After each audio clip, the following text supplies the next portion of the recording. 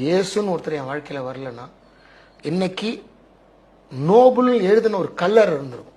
என் பொண்டாட்டி என்ன இருக்குன்னு தெரியல, என் பொண்ணு செத்து போயிருப்பாங்க, என் அம்மா செத்து இருப்பாங்க, சின்ன பின்னமா போயிருக்கும். நோபுல்ன்ற கல்லறை இப்ப இருந்திருக்கும். அது மட்டும் எனக்கு தெரியுது. ஏதோ ஒரு இடத்துல ஒரு கல்லறையா இருந்திருப்பேன்.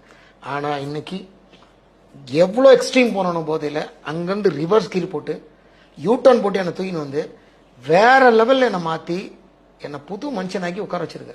இருந்த இடத்துல இருந்து இயேசுன்னு இயேசுவேன்னு கூப்பிட்டு இவ்வளவு பெரிய ஒரு மனமாற்றம்.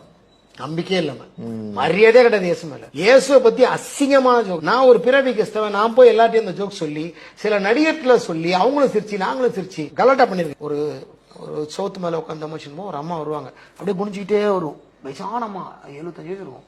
அப்படியே வந்து இது கொடுப்பாங்க ட்ராக்ஸ்.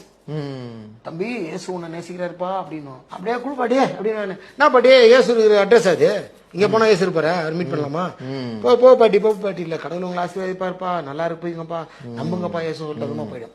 அந்தமா போன பிறகு அந்த ட்ராக்ஸ் நாடார் பொட்டலாம் மாதிரி மடிச்சு தம்மு ஆஷெல்லாம் தட்டுவார்.